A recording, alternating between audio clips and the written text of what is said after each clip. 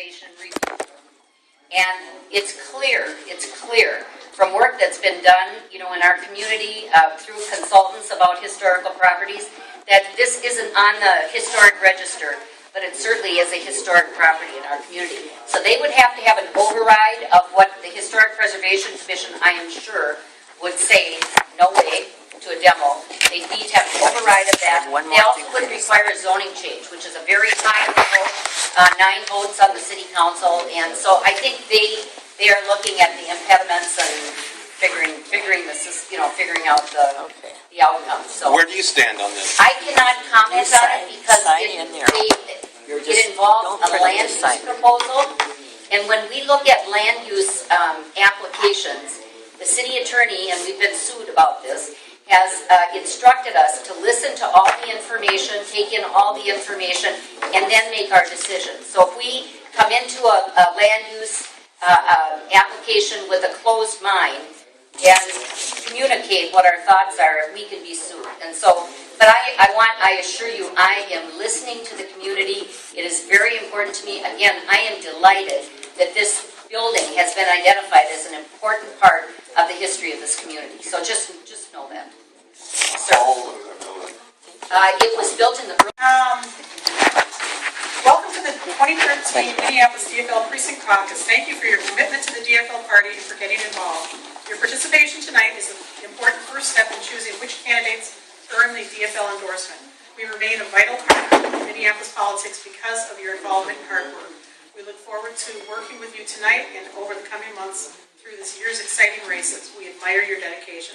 That's from Dan McConnell and Roanne Kramer, the Minneapolis DFL Chair and Vice Chair. Okay. The next item on the agenda is to introduce each other so that people know who we are. I'm Sheila Scott. I have been the precinct chair for a while. That's why I'm convening this meeting, and we will be electing the precinct chair shortly.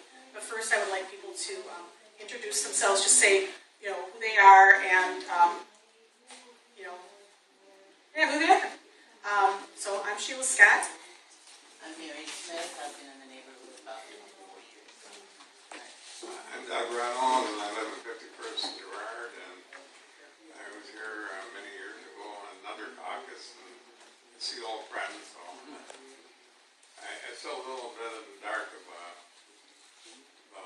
what's going on, but more detail. Now I'm sharing that, and I hope the Democrats stand up to those Republicans about seniors and disabled people, build more bike lanes and things like that. What's your name again? Sheila Scott. Chair, right? I'm the convener, is my official title at the moment. I'm Sharon Newman. I think people should walk more because I walked my whole life and never drove a car. And I didn't have to have fix no car ever. I didn't have to shovel a driveway ever. I just got out and walked places. It was so fun. I had so much fun. I loved every minute of it. I loved every minute of walking everywhere. Thanks. Say loud enough so people can hear. animal. Michael Kelsenberg? Fred Desire. Joel Wright. Oh. I like to write. Gary Knapp. David Boyd. Tony Towler. Lenny Larson. Sylvia Magana. Omar Magana. Chris Painter. I've been active over here in this end of town for quite a while, politically. I'm Ann. I'm just an observer here today, working for Betsy Hodges, or volunteer. My name is Linda Chaplin. I've lived in the Weber-Camden area since the mid-'70s. My name is Willie Lumpkins. I'm her son. I've been in the neighborhood for as long as she has, obviously. I didn't know that. That's a lot. As Barb mentioned, I am a collector of all historical things of Camden, so if anybody has any pictures, I have all the technology to turn that into something digital and preserve it. So if anybody wants to give me their email addresses or anything like that, And very stories to go interested with in. the pictures. And stories to go with the pictures, too. I'm Shirley Gish at 51st Knowledge Avenue North. I've been here for over 55 years, and I'm a historical novel. Oh, Whatever great. you're looking for. Great. Okay. The next thing on the agenda is to I don't know which comes first. Well, I guess we need to vote on the agenda. Did everybody pick up one of these agendas? It's proposed Minneapolis DFL precinct Caucus rules and proposed Minneapolis DFL. It is great to see all of you here. Thank you. Thank you all so much for coming. My name is Chris Brogan, and I'm running for City Council in the 4th Ward. And the reason I'm running for City Council in the 4th Ward is because I think we're at a point where we need to start rebuilding our community. We need to start making our housing acceptable for folks again, so people want to live here, want to raise their kids here, want to retire here, want to feel like I'm proud to say this is where I live. And I think we've lost that a little bit. So, I come from a couple decades of community development. I come from a couple decades of community service, working in different neighborhood organizations as a volunteer.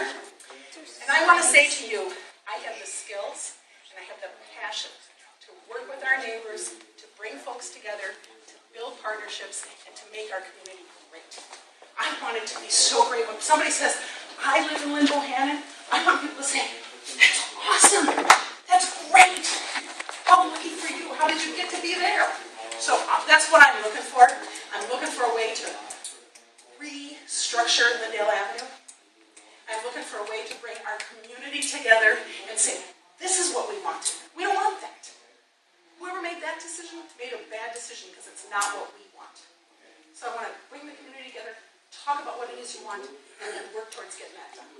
I wanted to put all the ferocious dogs to sleep. And that's, it's not a bad idea. Ferocious dogs that bite people shouldn't be allowed to be in our neighborhoods. Yes. More bike lanes and walking trails, biking lanes, and that, and more funding for like people need work on their house, like Absolutely, because we have to rebuild our housing stock. It has been neglected for a very, very long time. We have to find the resources. We have to work hard to get that done. That, by the way, creates jobs, and it creates tax base, and it makes our city better all the way around. disabled and seniors and that. Exactly, exactly. Sir? So what do you perceive as 3 priorities? Going a little bit more specific than what you've said so far. Okay, housing. Meaning? Housing, meaning we need to resurrect our housing stock. What does that mean? That means that we have to find ways to get money to help people get their houses up to code and make them so people want to live in them. So even if I wanted to sell it, I have a willing buyer somewhere because my house looks terrific. Okay. So that's number 1. Yep. Number 2, we have to start creating some housing options for people other than single family. Not everybody wants to be in it, and as we get older, we don't necessarily want that house anymore. But we don't want to leave the neighborhood. It is imperative that we offer housing options. When we're young and we come to a community, I grew up here, I went away to college, I came back. I'd like to live in the neighborhood, but I don't want a house. I'd like a nice apartment. What a great deal to have a wonderful apartment building on Lyndale Avenue with those great views, and I can get on the bus, and I can get on the highway, and I can go. I can get to my job. Then when I'm ready to buy a house, I'm established in this neighborhood.